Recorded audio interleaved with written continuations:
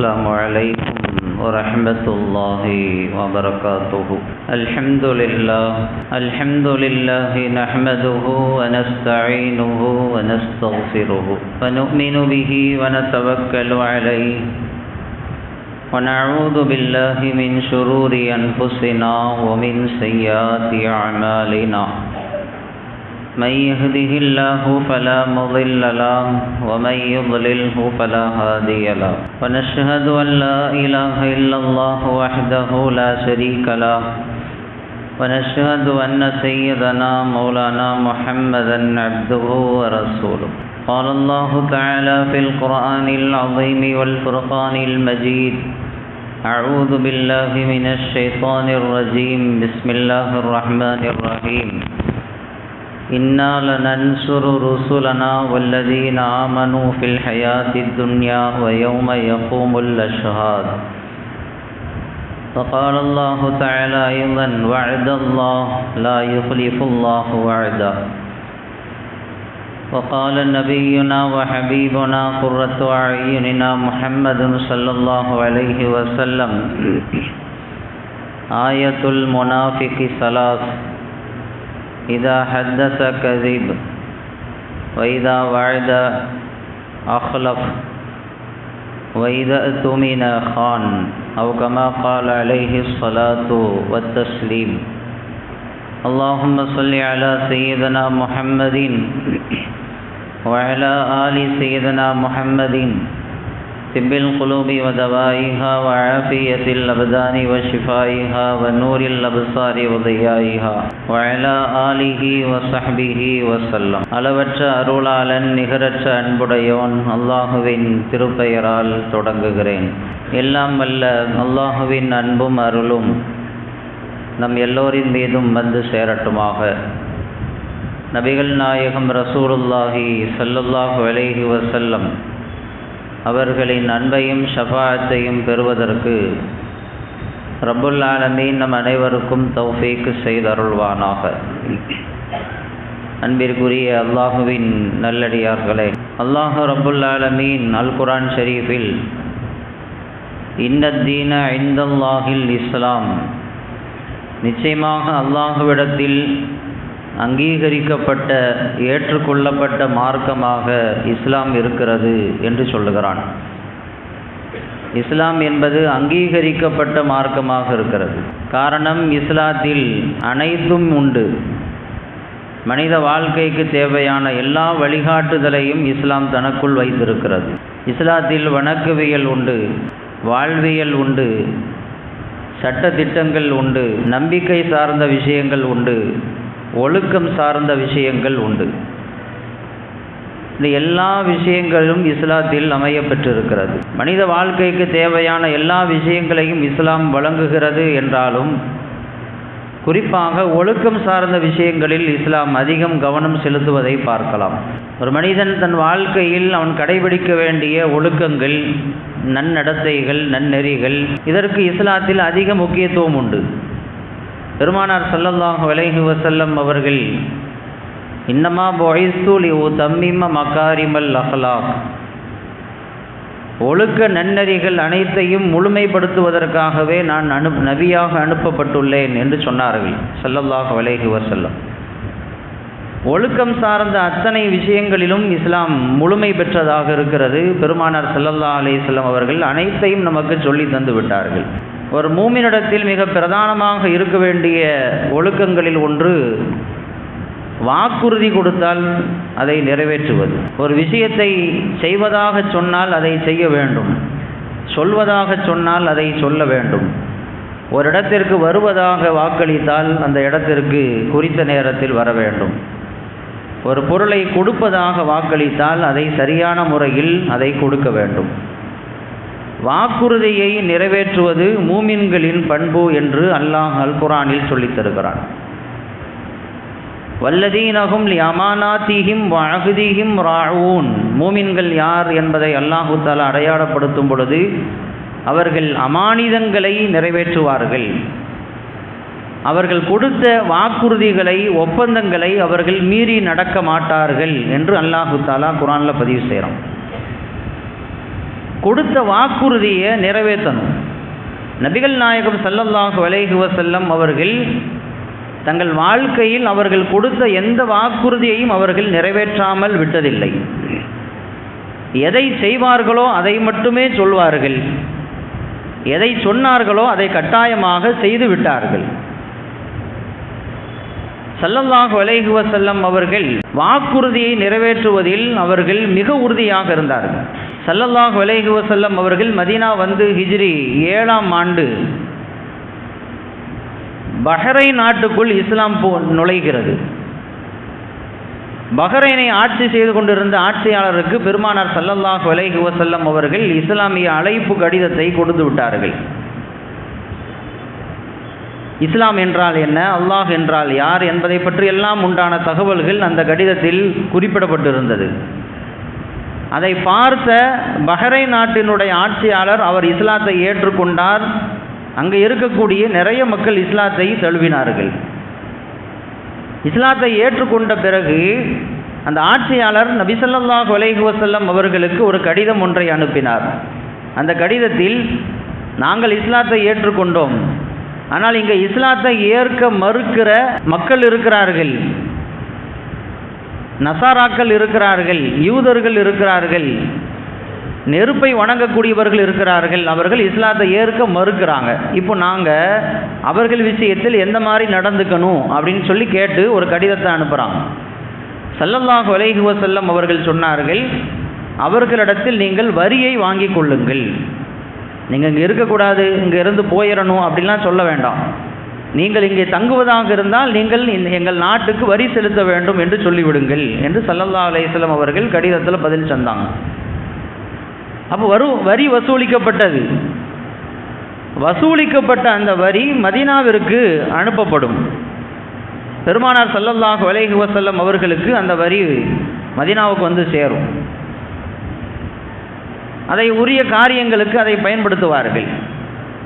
ஒரு நாள் ஜாபிர் இப்னு அப்துல்லாஹ் ரலியல்லாஹு தஆலா அன்ஹு அவங்கள்ட்ட பெருமானார் ஸல்லல்லாஹு அலைஹி வஸல்லம் அவர்கள் சொல்லியிருந்தார்கள், இந்த மாதிரி பஹ்ரைன் நாட்டில் இருந்து பொருளாதாரங்கள் வர வேண்டியது இருக்கிறது, வந்தால் உனக்கு நான் இவ்வளவு தருவேன் அப்படின்னு சொல்லியிருந்தாங்க.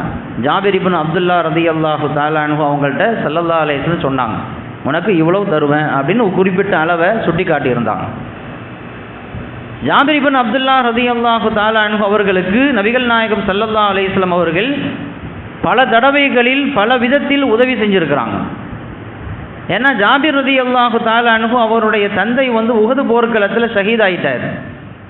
ஷஹீதாகும்போது நிறைய கடன்களை விட்டுட்டு போயிட்டார். ரெண்டாவது, ஜாபிர் ரலியல்லாஹு தஆலா அன்ஹு அவங்களுக்கு உடன் பிறந்த சகோதரிகள் நிறைய இருந்தாங்க. 7-8 சகோதரிகள் இருந்தாங்க. அவங்க எல்லாத்தையும் பாதுகாக்கணும், அவங்க எல்லாத்தையும் பராமரிக்கணும்.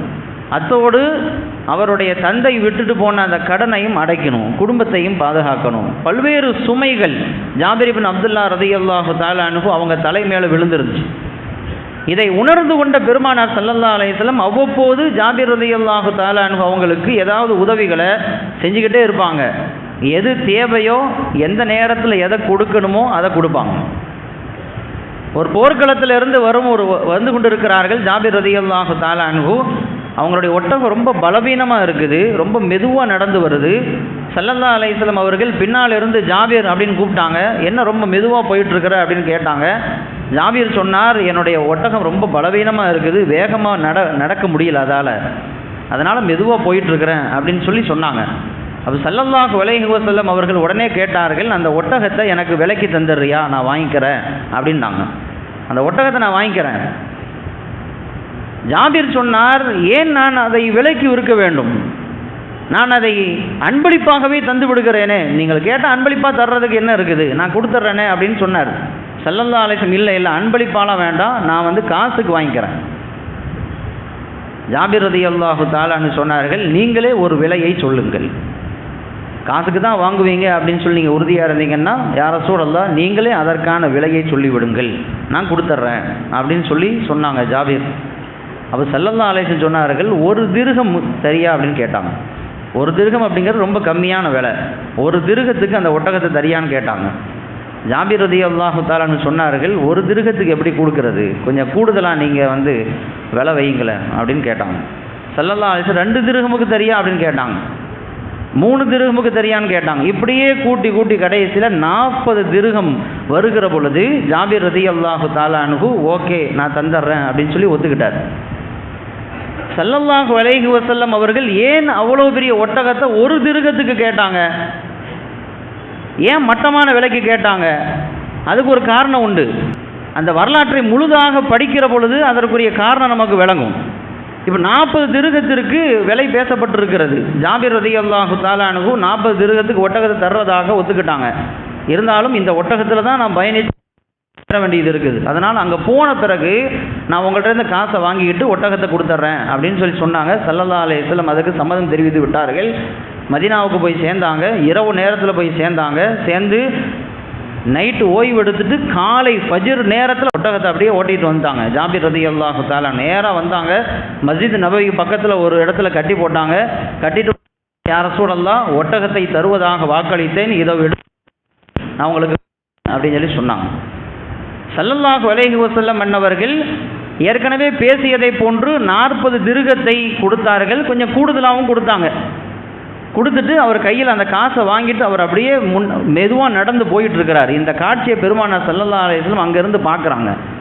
ஜாபிர் ரலியல்லாஹு தஆலா உள்ளத்தில் என்ன ஓடுதுன்னா, ஒரே ஒரு ஒட்டகம் தான் இருந்துச்சு. ஸல்லல்லாஹு அலைஹி வஸல்லம் விலைக்கு மறுக்க முடியல, கொடுத்துட்டோம். இப்போ அதற்கான விலை கையில் வந்துருச்சு. இந்த 40 திர்ஹத்தை வச்சு மறுபடியும் ஒரு ஒட்டகத்தை வாங்குறதா, அல்லது வீட்டுக்கு தேவையான பொருட்களை வாங்குறதா, அல்லது என்னுடைய தகப்பன் விட்டுட்டு போன கடனை அடைக்கிறதா, நான் என்ன செய்யறது அப்படின்ட்டு அவர் அப்படியே கையை பிசைஞ்சுக்கிட்டு நிற்கிறார். இந்த காட்சியை ஸல்லல்லாஹு அலைஹி வஸல்லம் அன்னவர்கள் பார்க்கிறார்கள். பார்த்துட்டு உடனே சொன்னாங்களாம், ஜாபிர் எங்கன்னு கேட்டாங்க. என்ன போறார் அப்படின்னு சொல்லப்பட்டுச்சு. கூப்பிடுங்கன்னாங்க. கூப்பிட்டு அவர் பிலால் ரலியல்லாஹு தஆலா அன்ஹு அவங்கள கூப்பிட்டு சொன்னாங்க, ஸல்லல்லாஹு அலைஹி வஸல்லம் அந்த ஒட்டகத்தை அவுத்து அவர்கிட்டயே கொடுத்துருங்க. அந்த ஒட்டகத்தை அவுத்து எடுத்துட்டு போக சொல்லுங்க, அந்த 40 திர்ஹத்தையும் வச்சுக்கட்டும் என்று ஸல்லல்லாஹு அலைஹி வஸல்லம் அன்னவர்கள் சொன்னார்கள். சொல்லிட்டு கடைசியில் சொன்னாங்க, நான் 1 திர்ஹமோ 2 திர்ஹமோ 3 திர்ஹமோ கொஞ்சம் கொஞ்சமாக விலை பேசினேன்னா எதுக்கு தெரியுமா, உனக்கு இந்த நேரத்தில் எவ்வளவு காசு தேவைப்படுதுன்னு நான் தெரிஞ்சுக்கணும். உன்னுடைய தேவை என்னன்னு எனக்கு தெரியாது. உன்னுடைய தேவை என்னென்று உன்னுடைய வாயாலே நான் கேட்டு வாங்கணும் அப்படிங்கிறதுக்காக தான் கொஞ்சம் கொஞ்சமாக விலை பேசிக்கிட்டே வந்தேன். 40ன்னு சொன்னவனா நீ கபூல் செஞ்சுட்டேன். அப்போ உனக்கு இப்போ 40 திர்ஹம் தேவைப்படுதுன்னு எனக்கு தெரிஞ்சிருச்சு. எனவே 40 திர்ஹத்தை உனக்கு கொடுக்க வேண்டும் என்று நான் அப்பொழுதே முடிவு செய்து விட்டேன். எனவே நான் 40 நான் அதை வாங்கினேன், விலை பேசினேன்னு சொன்னாங்க ஸல்லல்லாஹு அலைஹி வஸல்லம். ஒட்டகத்தையும் கொடுத்தாங்க, 40 திர்ஹத்தையும். யாருக்கு என்ன தேவை, யாருக்கு என்ன நேரத்தில் எந்த உதவி வேண்டும் என்பதை உணர்ந்து கொண்டு பெருமானார் ஸல்லல்லாஹு அலைஹி வஸல்லம் அன்னவர்கள் உதவி செய்வதில் அவர்களுக்கு நிகர் அவர்கள்தான் என்று சொல்லப்படுகின்ற அளவிற்கு சரியான முறையில் எல்லாருக்கும் உதவி புரிஞ்சாங்க.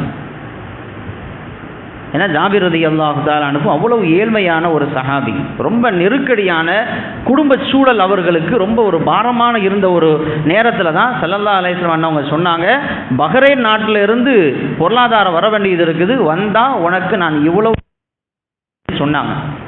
ஆனால் அல்லாஹ்வினுடைய ஏற்பாடு, பஹ்ரைன் நாட்டில் இருந்து அந்த பொருளாதாரம் வருவதற்கு முன்பு பெருமானார் ஸல்லல்லாஹு அலைஹி வஸல்லம் அவர்களை அல்லாஹ் அவங்க வஃபாத்தினுடைய நேரம் வந்துருச்சு, வஃபாத் ஆகிட்டாங்க. வஃபாத்தான பிறகு அபூபக்கர் சித்திக் ரலியல்லாஹு தஆலா அன்ஹு கிலாஃபத் பதவியை ஏற்ற உடனேயே ஒரு அறிவிப்பு செஞ்சாங்க.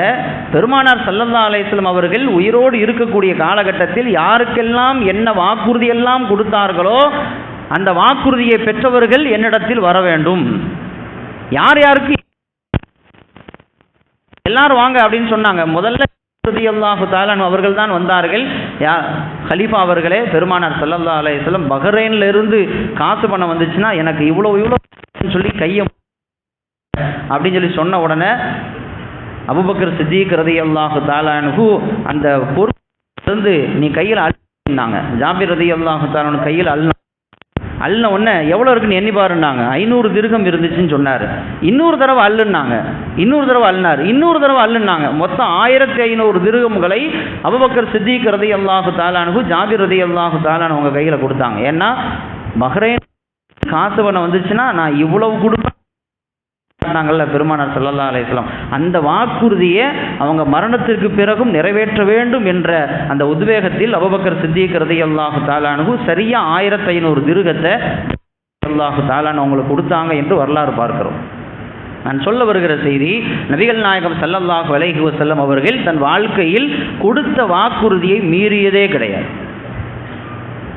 யாருக்கு எதை செய்ய வேண்டும் என்று சொன்னார்களோ அதை சரியான முறையில் செய்தார்கள். சொல்ல வேண்டிய விஷயத்தை சரியான முறையில் சொன்னார்கள். வர வேண்டும் என்று அவர்கள் சொன்னால் வந்து விடுவார்கள். கொடுத்த வாக்குறுதியை மீறுவது பெருமானார் ஸல்லல்லாஹு அலைஹி வஸல்லம் அவர்களுடைய பண்பாக இருந்ததில்லை. இதே பண்பு சஹாபாக்கள்கிட்ட இருந்துச்சு. இதே பண்பு. ஏன்னா வாக்குறுதியை மீறுறது ஒரு மூமினுடைய பண்பு இல்லை, முனாஃபிக்குனுடைய பண்பு என்று ஸல்லல்லாஹு அலைஹி வஸல்லம் அவர்கள் சொன்னார்கள். ஆயத்துல் முனாஃபிகி ஸலாஸ், நயவஞ்சகனின் தன்மை 3 என்று சொல்லிவிட்டு அதில் ஒன்றாக சொன்னாங்க, இதா வஅத அஹ்லஃப, அவன் வாக்குளித்தால் மீறி நடப்பான். கொடுத்த வாக்குறுதி நிறைவேற்றவே மாட்டான். அவன் யாருன்னா நயவஞ்சகன், அவனுடைய உள்ளத்தில் ஈமான் இருக்காது அப்படின்னு சொன்னாங்க ஸல்லல்லாஹு அலைஹி வஸல்லம். அதனால் அந்த முனாஃபிக்குனுடைய தன்மை வந்துடக்கூடாது அப்படிங்கிறதுனால சஹாபாக்கள் அதை கரெக்டாக நிறைவேற்றினாங்க. அப்துல்லாஹ் இப்னு உமர் ரலியல்லாஹு தஆலா அன்ஹு சக்கராத் வேளையில் படுத்து இருக்கிற பொழுது ஒரு குறிப்பிட்ட ஒருத்தருடைய பெயரை சொல்லி அவரை வர சொல்லுங்கன்னாங்க. அவர் சொன்னாங்க. எதுக்கு கூப்பிடுறாங்கன்னு தெரியல, யாரோ ஒருத்தரை கூப்பிட சொல்றாங்க. சக்கராத் வேளையில் ஒருத்தர் இருக்கிறார் அப்படின்னு சொன்னா தன்னுடைய மனைவி மக்களை பார்க்க ஆசைப்படுவார், தன்னுடைய பார்க்க ஆசைப்படுவார், பேர பார்க்க ஆசைப்படுவார், சொந்த பந்தங்களை பார்க்க ஆசைப்படுவார், அல்லது ஏதாவது கடன் வாங்கியிருந்தா அது சம்பந்தமான விஷயங்கள் அவருடைய உள்ளத்துல வரும். இங்க ஒரு அப்துல்லாஹ் இப்னு உமர் ரலியல்லாஹு தஆலா அன்ஹு எதுக்கு கூப்பிடுறாங்கன்னு தெரியல, அவருக்கு இவருக்கு சம்பந்தமே இல்லை. ஆனால் அவர் வந்துட்டார். அப்துல்லாஹ் இப்னு உமர் ரலியல்லாஹு தஆலா அவங்களுக்கு முன்னால் நிறுத்தப்பட்டார். அவரை கூப்பிட்டு சக்கராத் வேளையில் இருக்கக்கூடிய அப்துல்லாஹ் இப்னு உமர் ரலியல்லாஹு தஆலான்னு சொன்னாங்களாம், நான் ஒரு நேரத்தில் ஒரு நாள் என்னுடைய மகளை உனக்கு நிக்கா செஞ்சு கொடுக்குறேன்னு சொல்லி வாக்குறுதி கொடுத்துருந்தேன், அது நிறைவேற்ற முடியல. இப்போ நான் சொல்கிறேன், நான் வைக்கிறேன் அவனுக்கு அப்படின்னு சொல்லி தன்னுடைய மகளை அந்த இறுதி நேரத்தில் கூட அந்த சம்பந்தப்பட்ட நபருக்கு தன்னுடைய மகளை நிக்கா செஞ்சு வச்சுட்டு தான் மௌத்தானாங்க அப்துல்லாஹ் இப்னு உமர் ரலியல்லாஹு தஆலா. கொடுத்த வாக்குறுதியை மீறிடக்கூடாது அப்படிங்கிறதுல ரொம்ப கவனமாக இருந்தாங்க சஹாபாக்கள். ஏன்னா இது பெருமானாருடைய பண்பு. ரெண்டாவது அல்லாஹ்வினுடைய பண்பு இதுதான். அல்லாஹ் குர்ஆன்ல சொல்றான், வஅதல்லாஹ் லா யுக்லிஃபுல்லாஹு வஅதா, இது அல்லாஹ்வினுடைய வாக்குறுதி. அல்லாஹ் என்றைக்கும் தன் கொடுத்த வாக்குறுதி மீறி நடந்ததே கிடையாது. அல்லாஹ் கொடுத்த வாக்குறுதி அவன் மீறி நடக்கவே மாட்டான். நடந்தால் கேட்பதற்கு யார் இருக்கிறார்? நீ அப்படின்னு கேட்கறது நமக்கு ரைட்ஸ் கிடையாது, நமக்கு அதிகாரம் கிடையாது. அல்லாஹு தஆலா கொடுத்த வாக்குறுதியை ஒரு நாள் கூட மீறியது கிடையாது. எத்தனையோ வாக்குறுதிகள் குர்ஆன்ல இருக்குது. அதுல ஒண்ணு என்ன தெரியுமா? அல்லாஹ் குர்ஆன்ல சொல்றான், கான ஹக்கன் அலைனா நஸ்ருல் முஃமினீன், மூமின்களுக்கு உதவி செய்வது நம் மீது கடமை என்று அல்லாஹ் சொல்றான். மூமின்களுக்கு உதவி செய்வேன், மூமின்களுக்கு வெற்றியை கொடுப்பேன் அப்படின்னு அல்லாஹு தஆலா குர்ஆன்ல ஒரு இடத்துல இல்ல பல இடத்துல அல்லாஹு தஆலா திருப்பி திருப்பி அந்த விஷயத்தை பதிவு செஞ்சுட்டே இருக்கிறான். மூமின்களுக்கு என் தரப்பிலிருந்து வெற்றி நிச்சயம் கிடைக்கும். அல்லாஹு தஆலா வாக்குறுதி கொடுத்துட்டான். இன்னைக்கு மூமின்களாக இருக்கிறோம், எல்லா விஷயத்திலும் வெற்றி நமக்கு கிடைச்சிட்டு இருக்குதா? குடும்பத்தில் வெற்றி கிடைக்குதா? சமுதாயத்தினுடைய வாழ்க்கையில் வெற்றி கிடைக்குதா? வியாபாரத்தில் வெற்றி கிடைக்குதா? சமூகத்தினுடைய காரியங்களில் நாம் வெற்றி பெற்றுக் கொண்டு இருக்கிறோமா? அல்லாஹ்வினுடைய உதவியை பெற்றுக் கொண்டு இருக்கிறோமா என்று ஒரு கணம் சிந்தித்து பார்க்க கடமைப்பட்டு இருக்கிறோம். அல்லாஹ் சொல்கிறான், மூமின்களுக்கு வெற்றி அளிப்பது என் மீது நான் கடமையாக்கி கொண்டேன். அதை வாக்குறுதியா தர்றான். மூமின்களுக்கு நிச்சயமா அல்லாஹ்வினுடைய உதவி கிடைக்கும், அல்லாஹ்விடத்திலிருந்து வெற்றி நிச்சயமாக கிடைக்கும். கொஞ்சம் தாமதமாகும், உடனே கிடைக்காட்டியும் கொஞ்சம் தாமதமாகும். நபிகள் நாயகம் ஸல்லல்லாஹு அலைஹி வஸல்லம் அவர்கள் 40 வயசுல நபித்துவம் கிடைக்கப்பட்டது. 40 வயசுல இஸ்லாம்னா என்னன்னு சொல்லி மக்களுக்கு சொல்ல ஆரம்பிச்சாங்க. ஆனால் அவங்களுக்கு முழு வெற்றி எங்கே கிடைச்சிது தெரியுமா? மதீனாவுக்கு வந்த பிறகு கிடைச்சிச்சு. அந்த வெற்றி அவர்களுக்கு கிடைப்பதற்கு 13 ஆண்டுகள் தேவைப்பட்டது. மக்காவில் அவங்களுக்கு கடுமையான நெருக்கடி, கடுமையான இன்னல்கள், அநியாயங்களுக்கு உள்ளாக்கப்பட்டார்கள், அக்கிரமங்களுக்கு உள்ளாக்கப்பட்டார்கள். அப்போ மக்காவில் இருக்கிற வரைக்கும் அவங்களுக்கு முழுமையான வெற்றி கிடைக்கல. மதீனாவுக்கு வந்த பிறகுதான் பெருமானார் ஸல்லல்லாஹு அலைஹி வஸல்லம் அவர்களுக்கு வெற்றி சாத்தியப்பட்டது. அப்போ அந்த வெற்றி கிடைக்கிறதுக்கு 13 வருஷம் தேவைப்பட்டு. வெற்றி தாமதமாகும், ஆனால் நிச்சயமாக கிடைத்துவிடும். ஏன் அல்லாஹ் தஆலா வெற்றியை தாமதமாக்குறான்? மூமின்களுக்கு வெற்றியை தருவதாக அல்லாஹ் வாக்களிச்சுட்டான், உடனே கொடுக்க வேண்டியது தானே. ஏன் அல்லாஹ் லேட் ஆக்குறான், தாமதப்படுத்துறான்? உடனே கிடைத்தால் அதனுடைய அருமை விளங்கும். எந்த முயற்சியும் பண்ணலை, கஷ்டப்படவே இல்லை, வேர்வை சிந்தவே இல்லை, ரத்தத்தை சிந்தவே இல்லை. உடனே அல்லாஹ் தஆலா ஒரு வெற்றியை கொடுத்துட்டான் அப்படின்னா அதனுடைய மகத்துவம் புரியாது. இன்னைக்கு ஒரு தாய்க்கு பிள்ளையின் மீது அளவு கடந்த அன்பு இருக்குது. தன் உயிரை விட தன் பிள்ளையின் மீது அளவு கடந்த அன்பு ஒரு தாய்க்கு இருக்குதா இல்லையா? அந்த பாசம் எப்படி வருது அப்படின்னா 10 கஷ்டப்பட்டு சுமக்கல, 10 மாதம் கஷ்டப்பட்டு உரண்டு பிறண்டு ரொம்ப கஷ்டப்பட்டு சுமக்கிறதுனால தான் அந்த கஷ்டத்திற்கு பிறகு அல்லாஹ் ஒரு குழந்தை கொடுப்பதனால் அந்த தாய்க்கு மற்ற உறவுகளை காட்டிலும் ஒரு குழந்தையின் மீது தாய்க்கு அளவு கடந்த அன்பு இருக்கு. ஏன்னா அந்த கஷ்டத்தை தாய் தான் உணர்ந்திருக்கிறான். தந்தைக்கும் அன்பு இருக்கிறது, ஆனால் யாருக்கு அதிகமாக அன்பு இருக்குன்னா தாய்க்கு தான் அன்பு இருக்கும். ஏன்னா அதிகமான சிரமத்தை அனுபவித்தவள் தாய். சிரமத்திற்கு பிறகு ஒரு விஷயம் கிடைக்கிற பொழுது அதனுடைய மகத்துவம் விளங்கும், இல்லைன்னா மகத்துவம் விளங்காமல் போயிடும். 2வது, அல்லாஹ் அடியார்கள் தன் பக்கம் மீள வேண்டும் என்று எதிர்பார்க்கிறான். உடனே அல்லாஹ் வெற்றியை கொடுத்துட்டான்னா அல்லாஹ் மறந்துடுவோம். நம்ம வெற்றி தாமதமாக ஆகதான் அல்லாஹ்வின் பக்கம் நான் கையை உயர்த்திக்கிட்டே இருப்போம். இறைவா எனக்கு வெற்றியை கொடு, எனக்கு உதவியை செய், என் வாழ்க்கையில் மறுமலர்ச்சி ஏற்படுத்து அப்படின்னு அல்லாஹ்ட்ட நாம் அல்லாஹ்வின் பக்கம் முன்னோக்கி செல்வோம். உடனே நம்ம கேட்டதெல்லாம் அல்லாஹ் கொடுக்க ஆரம்பிச்சிட்டான்னா அல்லாஹ் மறந்துடுவோம். அடியார்களுடைய நிலை இதுதான். அல்லாஹ் குர்ஆன்லே பல இடங்களில் பதிவு செய்கிறான். அப்போ உடனே அல்லாஹ் தஆலா வெற்றியை கொடுத்துட்டான் அப்படின்னு சொன்னால் அல்லாஹ்வின் பக்கம் மனிதன் மீளவே மாட்டான், அல்லாஹ் கூப்பிடவே மாட்டான், அல்லாஹ் மறந்துடுவான். அடியார்கள் தன்னை அழைக்க வேண்டும், தன் பக்கம் மீள வேண்டும் என்று அல்லாஹ் எதிர்பார்க்கிறான். எனவே வெற்றியை தாமதமாக்கலாம். 2வது, நாம் செய்யக்கூடிய பாவங்களால் வெற்றி தாமதமாகலாம். செய்யக்கூடிய பாவங்கள். உமர் இப்னு கத்தாப் ரலியல்லாஹு தஆலா அன்ஹு ஒரு படையை ஒரு இடத்துக்கு அனுப்பி வைப்பாங்க. காலை நேரத்தில் அந்த போர் தொடங்கும். காலை நேரத்தில் தொடங்கி அந்த போர் முடியும் பொழுது இரவு நேரம் ஆயிரும். இரவு நேரத்தில் செய்தி சொல்லப்படும், அமீருல் முஃமினீன் அவர்களே, நீங்கள் அனுப்பிய படை வெற்றியோடு திரும்பி விட்டது, வெற்றி கிடைச்சிருச்சு அப்படின்னு சொல்லப்பட்ட பொழுது உமர் இப்னு கத்தாப் ரலியல்லாஹு தஆலா அன்ஹு கண்ணீர் வடித்து அழுதாங்க. என்ன உமர் அவர்களை அழுகுறீங்க? வெற்றி கிடைத்ததாக சொல்லப்படுகிறது, நீங்கள் அழுகிறீர்களே என்று கேட்டார்கள். அது ஆனந்த கண்ணீரும் அல்ல. சில நேரங்கள் ஆனந்த கண்ணீர் வருமா இல்லையா? அது ஆனந்த கண்ணீரும் அல்ல, வேதனையால் தான் அழுதார்கள். வெற்றி கிடைத்த பொழுது ஏன் நீங்கள் அழுகிறீர்கள் என்று கேட்ட பொழுது உமர் இப்னு கத்தாப் ரலியல்லாஹு தஆலா அன்ஹு சொன்னார்கள், நாம் சத்தியத்தில் இருக்கிறோம், அவர்கள் சத்தியத்தில் இருக்கக்கூடிய நமக்கு வெற்றி கிடைப்பதற்கு இவ்வளவு கால தாமதமாகுதா?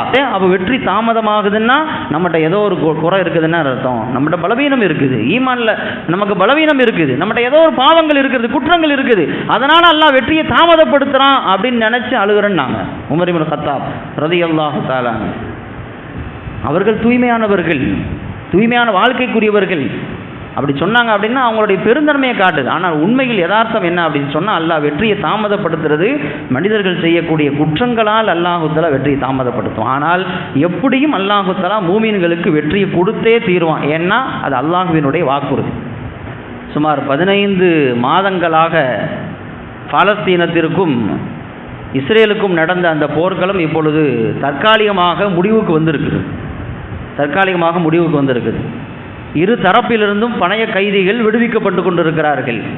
இதுவரைக்கும் உண்ணுவதற்கு உணவில்லாமல், குடிப்பதற்கு தண்ணி இல்லாமல் ரொம்ப கஷ்டப்பட்டு இருந்தாங்க பலஸ்தீன மக்களுக்கு. வெளியே இருந்து உதவி கிடைக்காத அளவிற்கு எல்லைகள் மூடப்பட்டு இருந்தது. இப்போ திறந்து விடப்பட்டிருக்கிறது, உதவி கிடைக்க ஆரம்பிச்சிருக்குது. இந்த போர்க்களத்தில் பலஸ்தீன் கொடுத்த விலை எவ்வளவு அப்படிங்கிறது நமக்கு தெரியும். 15 மாதங்களாக அந்த போர்கள் நடந்திருக்குது. 46,000க்கும் மேற்பட்ட பலஸ்தீன மக்கள் ஷஹீதாக்கப்பட்டிருக்கிறாங்க. ஒட்டுமொத்த காசா நகரமும் உருக்குலைந்து போய் இருக்கிறது. அங்கே இடிந்த அந்த கட்டிட இடுபாடுகளை அகற்றுவதற்கு மட்டுமே 20 வருடத்திற்கு மேலாக ஆகும்னு சொல்லப்படுது. அந்த காசாவை புனரமைப்பதற்கு கிட்டத்தட்ட 10,000 கோடிகள் இருந்தால்தான் அந்த காசாவை மறுபடியும் புனரமைக்க முடியும் என்ற அளவிற்கு அது மிகப்பெரிய ஒரு அழிவை இந்த காசா பலஸ்தீன மக்கள் சந்தித்திருக்கிறார்கள். அப்போ மிகப்பெரிய ஒரு விலையை கொடுத்துருக்கிறாங்க. இப்போ அல்லாஹ்வுடைய கிருபையினால் அந்த போர் நிறுத்தம் அறிவிக்கப்பட்டு பணைய கைதிகள் விடுவிக்கப்பட்டு கொண்டிருக்கிறார்கள். இந்த போர்க்களத்தில் பலஸ்தீனத்துக்கு வெற்றி கிடைச்சிச்சா இல்லையா? பலஸ்தீன மக்கள் இஸ்லாமியர்கள், ஈமானை உள்ளத்தில் சுமந்தவர்கள், 15 மாதங்களாக போராடி இருக்கிறாங்க. இந்த பலஸ்தீன மக்களுக்கு இந்த போர்களும் வெற்றியாக அமைந்திருக்கிறதா இல்லையா என்று நாம் யோசித்து பார்க்க வேண்டும். அல்லாஹ் தஆலா நிச்சயமாக இஸ்லாமியர்களுக்கு, பலஸ்தீன மக்களுக்கு வெற்றியைத்தான் தந்திருக்கிறான். எப்படி சொல்கிறேன்னு தெரியுமா? இஸ்ரேல் இன்னைக்கு தோற்று போயிருக்கு.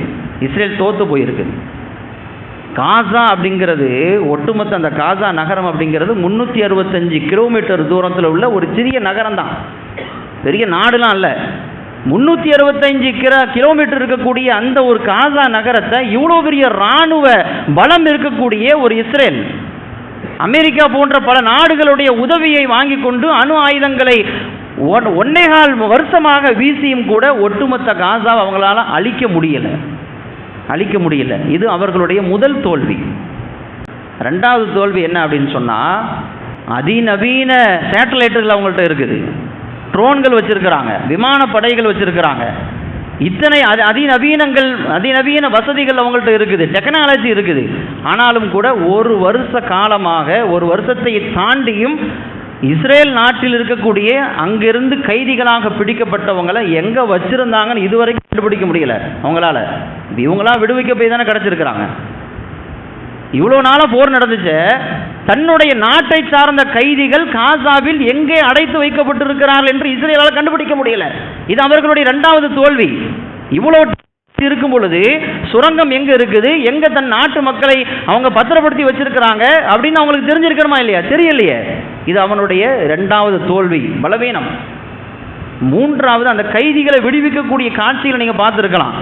அந்த காட்சிகளை பார்க்கும் பொழுது காசாவில் பலஸ்தீனத்தில் நூற்றுக்கணக்கான வாகனங்கள் அணிவகுத்து போகுது, ஆயிரக்கணக்கான சோல்ஜர்கள் கன்களை ஏந்தி கொண்டு ஒரு புத்தாடை உடுத்தி கொண்டு அவர்கள் சோல்ஜர்கள் நின்று கொண்டிருக்கிறார்கள். காசா ஒட்டுமொத்தமாக அழிச்சிட்டோம், எல்லாம் அழிஞ்சு போச்சு அப்படின்னு இன்னைக்கு இஸ்ரேல் சொல்லிச்சு. இத்தனை வாகனங்கள் எங்கிருந்து வந்துச்சு, இத்தனை சோல்ஜர்கள் எங்கிருந்து வந்தாங்க அப்படின்னா, இதுவரைக்கும் இஸ்ரேல் இராணுவ வீரர்களை முழுசாக அழிக்கல, பாமர மக்களைத்தான் அழித்திருக்கிறது. அதில் தான் வெற்றி கிடைச்சது. பாமர மக்களை அழிப்பதில் உண்மையான வெற்றி அல்ல, யார் தன்னை எதிர்த்து போராடுறானோ அவனை அழிக்கணும், அவனை அழிச்சாதான் அந்த வெற்றி. தன்னை எதிர்த்து போராடக்கூடியவர்கள் நெருங்க முடியல, தொட முடியல, பாமர மக்கள் அழிக்கிறான், இது எப்படி வெற்றி ஆகும்?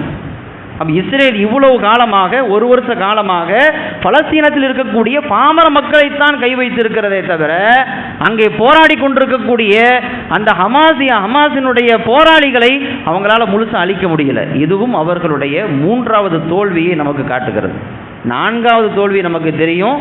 இந்த போர் அறிவிப்புக்கு பிறகு இஸ்ரேல் நாட்டினுடைய இராணுவ தலைவர் ராஜினாமா பண்ணியிருக்கிறார். ராஜினாமா பண்ண அந்த கடிதத்தில் சொல்லியிருக்கிறாரு, எங்களுடைய பாதுகாப்பு படையால் இஸ்ரேல் நாட்டு மக்களுக்கு பாதுகாப்பு அளிக்க முடியவில்லை, அதில் நான் என்னுடைய தோல்வியை ஒத்துக்கொள்கிறேன் என்று சொல்லி ராஜினாமா கடிதத்தை கொடுத்திருக்கிறார். எல்லா விஷயத்தையும் நாம் ஒட்டுமொத்தமாக பார்க்கும் பொழுது இஸ்ரேலுக்கு மிகப்பெரிய தோல்வி ஏற்பட்டிருக்கிறது என்பதை ஒத்துக்கொண்டு ஆக வேண்டும். அல்லாஹ் தஆலா இவ்வளோ காலமாக கஷ்டப்பட்டு இத்தனை உயிர்களை கொடுத்த அந்த பலஸ்தீன மக்களுக்கு அல்லாஹ் தஆலா வெற்றியைத்தான் தந்திருக்கிறான் என்பதை நாம் விளங்கிக் கொள்ள வேண்டும். அல்லாஹ் தஆலா என்றைக்கும் மூமின்களை கைவிடுவதில்லை, தன்னை ஈமான் கொண்டவர்களை என்றைக்கும் அவர்கள் அல்லாஹ் தஆலா கைவிடுவதில்லை, அவனுக்கு உதவி செய்வதாக அல்லாஹ் தஆலா வாக்குறுதி அளித்திருக்கிறான். அந்த வெற்றியைத்தான் இன்றைக்கு பலஸ்தீன மக்களுக்கு அல்லாஹ் கொடுத்திருக்கிறான். இப்பொழுது நாம் செய்ய வேண்டியதெல்லாம் அந்த வெற்றி நிரந்தரமாகணும்.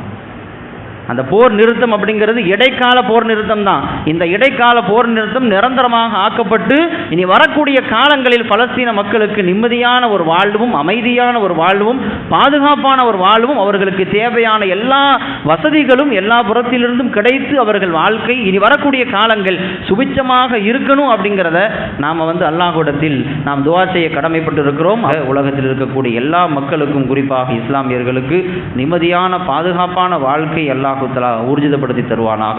வாஹிரு தஅவானா அல்ஹம்துலில்லாஹி ரப்பில் ஆலமீன். அஸ்ஸலாமு அலைக்கும் வரஹ்மத்துல்லாஹி வபரகாத்துஹு.